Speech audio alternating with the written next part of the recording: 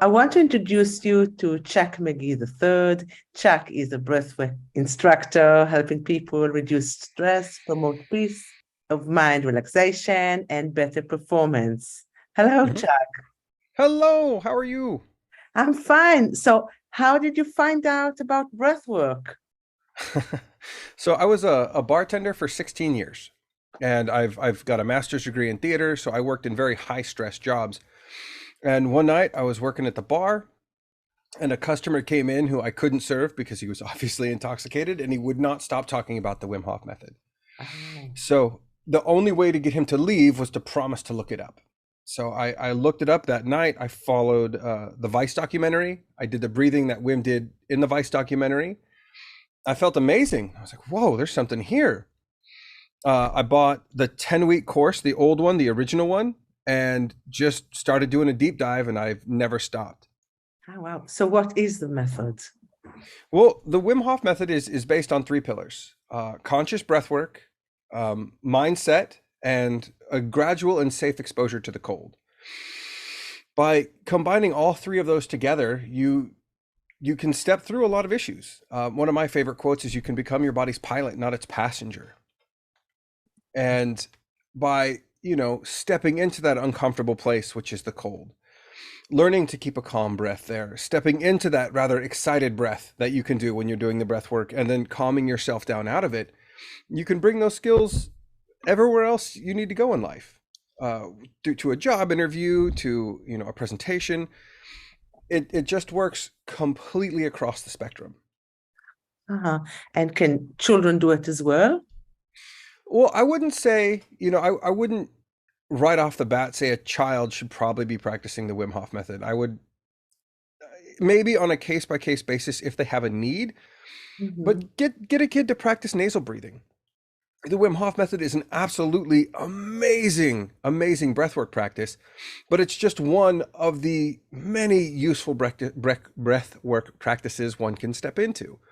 Mhm. Um, if I'm working with kids and they're stressed out, let's get them to nasal breathe first. Let's make sure they're breathing correctly, using their body correctly.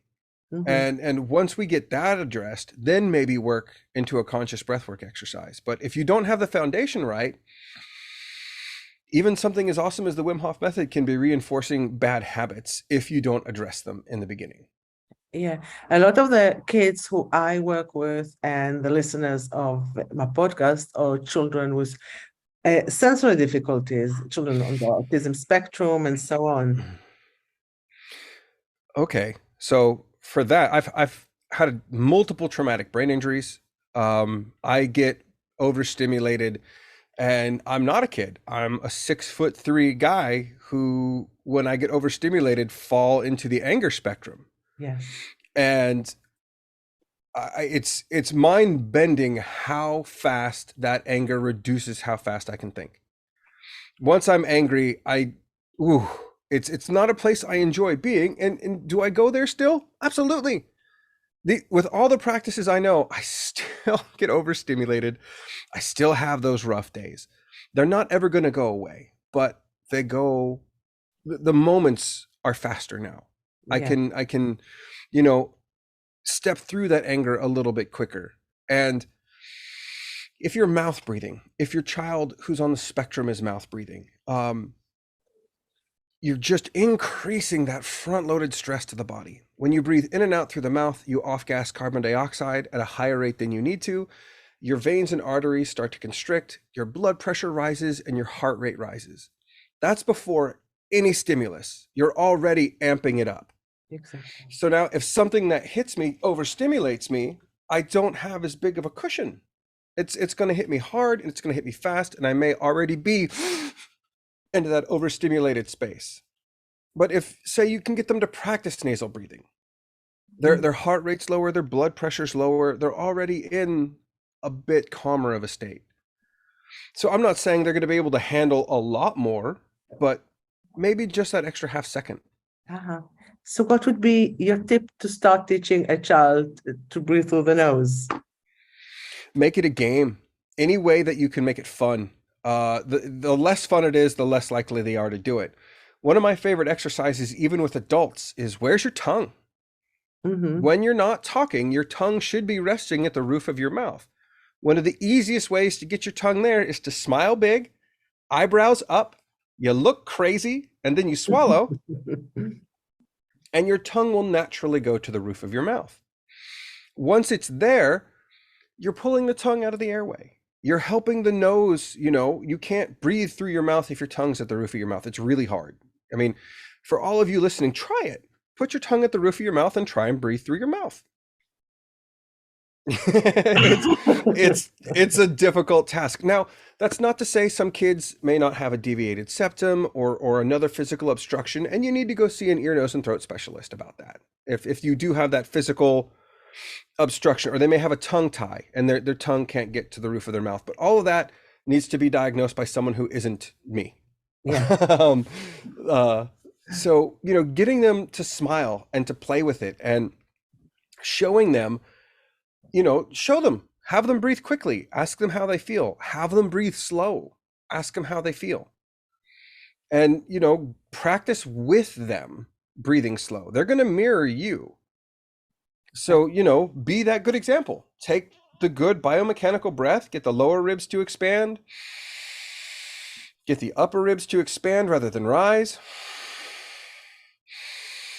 Keep the throat soft, tongue to the roof of the mouth, and just breathe in that manner. And you'll be surprised how fast they mimic you. Exactly.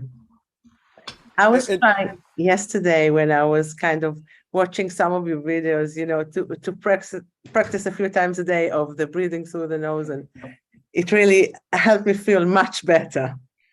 Right. And so I think the exercise you're talking about is the in 4, out 6 through the nose. Yes. Perfect. So if I set an alarm on my phone, to say I can remember all the stuff I have to do is a lie. I cheat. My phone buzzes and says, it's time for you to breathe. And this is my job, and I still have to remind myself. Wow. So it buzzes, and so if I'm sitting like this, I'll fix my posture. I'll hold a wide view. That's going to help. If the child or adult who's got this overstimulation is hyper focused, have them hold a wider view. Have them wiggle their fingers at the peripheral vision. Get their shoulders low, eyes parallel with the ground, or even a little bit up. In and out through the nose, in for 4 seconds, out for 6. 5 breaths, 5 times a day. That's only 5 minutes out of your day, and your shoulders will go from here. And you can just release that stress throughout the day. So if you're the parent of a child who gets overstimulated, that's not to not recognize that as a parent, that's stressful. That's a hard thing. I have to stay calm so my kids stay, like it's a very daunting task. So giving yourself that minute throughout the day is just as important for you as it is for them. Take that minute to breathe in nice and slow. Breathe out nice and slow. For 5 breaths. Give yourself that time. You totally deserve it. Exactly. If I don't take the time for me, I'm going to be a mess. Exactly. And for me, it wasn't a natural way, like to try and breathe throughout the day and stay calm. But when I had a very angry teenager, I just had to learn to do it. I call that your figurative ice bath. If you're going into the cold every day, and the point of the cold is to surrender and relax into that stress, your teenager is that ice bath. If you try and fight that stress, ooh, that's gonna be volatile. And sometimes you just have to, okay, go, and just hang on. And surrender to the moment and let that energy wash over you, because if you meet it with force, and this can be for a child who's overstimulated, a teenager who's over-opinionated, or an adult who, may be having a bad day. Exactly. I call that my figurative ice bath. And am I really good at it with my own kids? Oh no, they are masters. they can just push the right buttons, and I'm twitching already. So And most people think that breathing is a natural process and that nothing more to learn. So, what is unique about your method? Well, so what's great is it's not mine. It's everybody's. Wim has done an amazing amount of work on getting it out there. His method is great for helping to deal with stress, to relax, to optimize the cardiovascular system. Then you've got Patrick McEwen, and his is based in Buteyko. And all Buteyko's breathing is based in is really slow biomechanical functional breathing, low, slow, and deep. And then you've got, say, oxygen advantage, nasal breathing for sports. It all are just numbers of tools that you can use for yourself. And what separates how I coach, as opposed to some of the others, is I'm going to show you all these tools, encourage you to use them when you feel good, so that when you're in that overstress moment, you're familiar with them. If I gave you a tool and said, if you can practice this when you're, the first time you're upset, try this new thing for the first time, that's going to be so frustrating. You're going to get so mad at me. You may even curse at me, and I'd probably deserve it. But if you can practice that tool when you feel good, then when you're in that state, you can find the way to breathe out of it. And breath, you don't have to think about breath, but the body always looks for easy, not optimum. We don't have to think about exercise. I know lots of people in America who don't think about exercise, and their body is a really good indicator of how much they don't think about it. That's an easy choice to make, but that in the end, you make those easy choices, you have a hard life. You have those health difficulties. You make the hard choice of stepping in and really learning how your body's working, learning how your breath is going, learning what effect those different exercises have on you throughout multiple varied days. You're making that hard choices. You're giving yourself an easier life. So it's not easy. And people will say, it can't be that simple. It is that simple. It's not that easy. Easy and simple are not the same. No.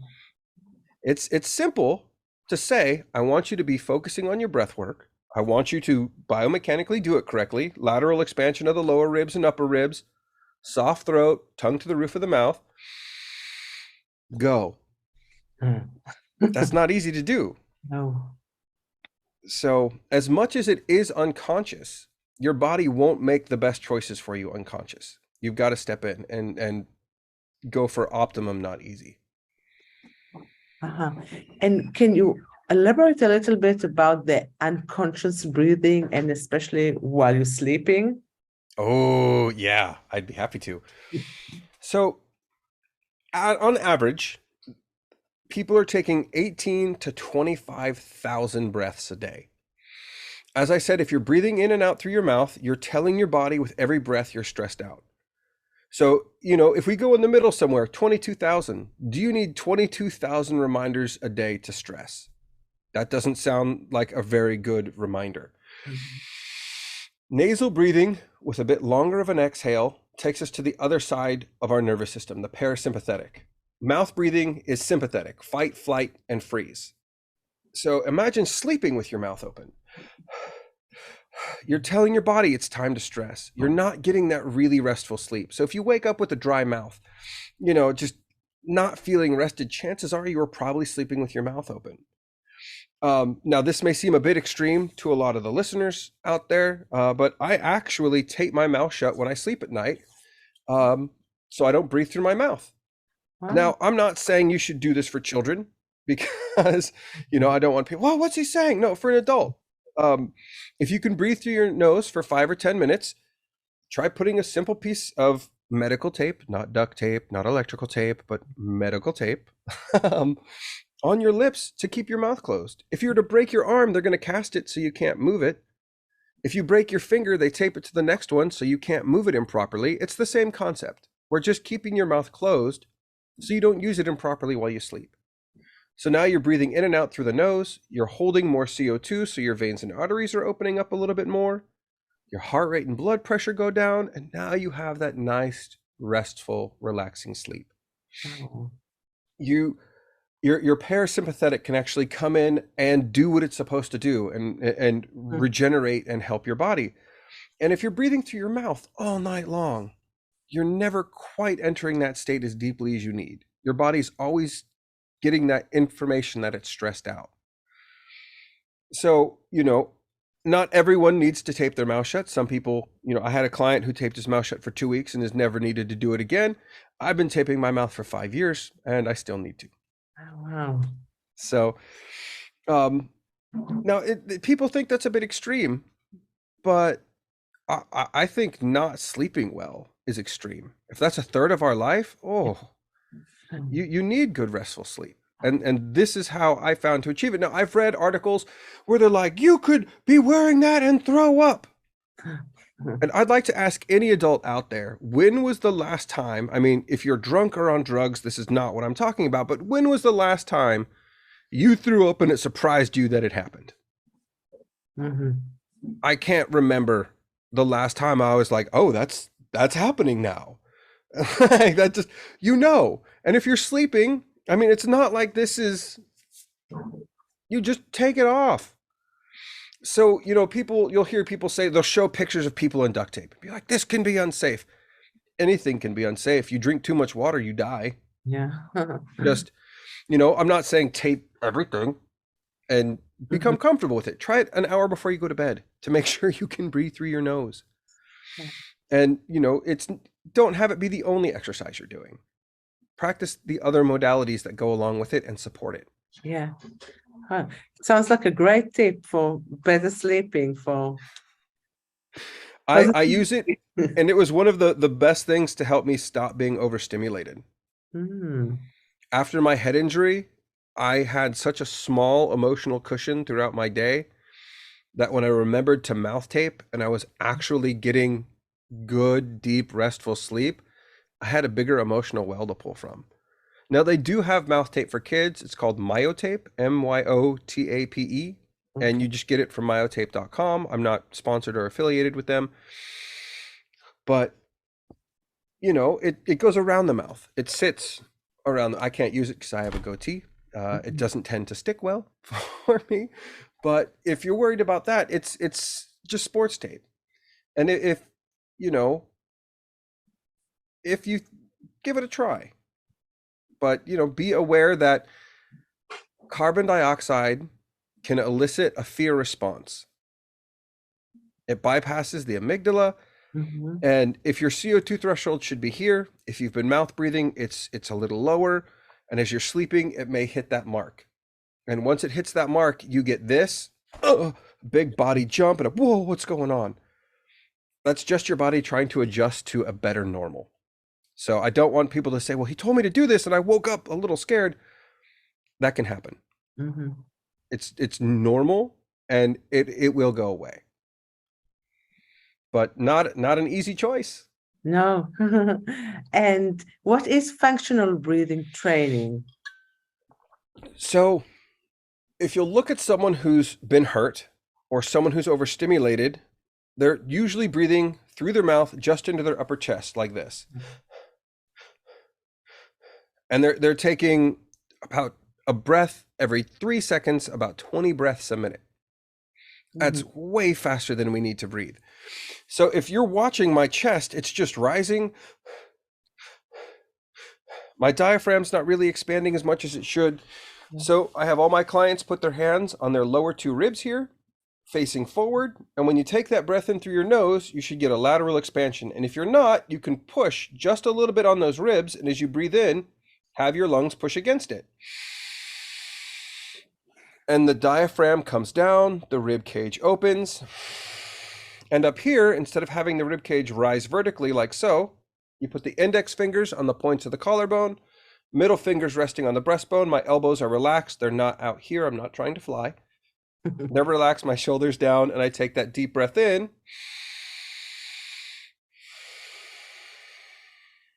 And I get that rib cage to open. My throat stays soft, and if you're having trouble with that, you just have to touch your neck. You keep your hand here. You're not squeezing, but as you take that breath in, your throat should stay soft. And a lot of people will feel their neck muscles flare as they're doing it. That shouldn't happen when you're breathing. And fourth and finally, tongue to the roof of the mouth. When the tongue's at the roof of the mouth, imagine an umbrella opening upside down in your rib cage so that it's not just the front, but the sides and the back are inflating too. Okay. So my whole body inflates, and I inflate from the belly button up to the top of my collarbone. And it's not just like that compartmental breath you'll see people do belly chest. A belly breath doesn't necessarily mean I'm using my diaphragm. It just means I'm using my belly. So make sure you're using your diaphragm and take that full breath. Just trying that alone is going to feel different if you haven't been doing it on a regular basis. And Chuck, do you do your classes on Zoom or is it in person? How does it work? Well, depending on where you live, Zoom. If you live relatively close to me, within 3 or 4 hours, or maybe even longer, I'll fly if it's the right thing to do. Of course, I'll do in person. But it's anyway, and on Sundays and Mondays, I do a free Zoom class that everyone's welcome to attend. We do multiple breathwork practices. You can ask any question you want, and I'll send you, a copy of the breathwork. So there's no charge, and there never will be for that. It's like a group support. Okay. And what time is it? 11 a.m. Pacific on Sundays and 9 p.m. Pacific on Mondays. So if you're in Europe, that's 6 a.m. Central European time. So it's a great way to start your Tuesday. Yes. If you want to join. Wonderful. And how can people find you? My website is icedvikingbreathworks.com or just ivbw.com. And I'm there. Send me a message. I'm happy to get back to you. I will work with anybody. The not getting enough oxygen, it's not the oxygen's fault. No. It's carbon dioxide. Yes. CO2 is what tells the red blood cells to release the oxygen you're carrying. So you have to have a high enough CO2 threshold for the O2 to be released from the hemoglobin. Yes. And if you're mouth breathing, you're blowing off CO2 so fast, you're increasing the stress on your body, you're increasing your heart rate, but you're not getting the right oxygenation of your musculature or your brain because you don't have the right chemistry in your body. Exactly. So it's not more breaths that we need, it's less. By breathing less, we hold that higher CO2 threshold. Yes. And the body is now naturally releasing the oxygen to the brain and organs. So yeah. you are getting that oxygenation, which is if you sleep with your mouth open, you're not getting that restful, rejuvenating sleep. No, exactly. The problem is that most of these kids don't know how to breathe through the nose. Right. And, to teach them, if they're not overstimulated by touch, that's one of the best things you can do is put your hands on their ribs and say, as you breathe, I want you to push my hands out. Mm-hmm. And have them feel that. And have them feel, I wouldn't say, hey, Billy, I see you're having a breakdown right now. Let's try and breathing slow. That is going to just be a terrible idea. But if you get them throughout the day, hey, let's try that breath again. Let's breathe nice and slow. And they feel good. And they do it enough times. Now when you're like, hey, remember, you can slow this down. Yes. And you give them that tool. So that's where I see, the breathwork world just really coming through for children, is giving them the skills when they're young, letting them know they have that capability. Yes. It's nice to be able to depend on your parents. It's nice to be able to depend on your friends, but what happens when they're not there and you need to do it yourself? Every mammal, male especially, when going through puberty, have a vast aggressive streak. Yeah. When we lived out in the wild, this is what separated those who would breed and propagate their genetics over those who wouldn't. Yeah. So as a survival instinct, I'm glad that's working as well for you as I see it working. But as a human instinct, you need to chill out. So it's weird that we have like anxiety. Yes. Anxiety used to be the thing that kept our species alive. Don't leave the cave. There's stuff out there that's going to eat you. And it's true. There were predators that ate us. Now, not so much. But the anxiety is still there because our species may have evolved culturally. Yes. But physically, we still feel that anxiety. We still feel that stress. And when you're breathing fast through your mouth, your brain doesn't know you're not being chased by a predator. It just assumes you're in danger because you're telling it you're in danger. And that's the part that blows my mind, is all of those things are so just under the radar at the moment. Yes. Why focus on the thing we do the most often? Nah. We take care of our water, we take care of our food, but who cares how we breathe? Exactly. But I'm certainly going to implement all what I've learned here today, and I'm going to join you on your Zoom calls. Please do, and ask any question you like. Every question helps somebody. Okay, I will. And thank you again so much, and I'm so glad I came across your work. My pleasure. I can't wait to see you again. Okay, thank you. All right. Thank you. Bye.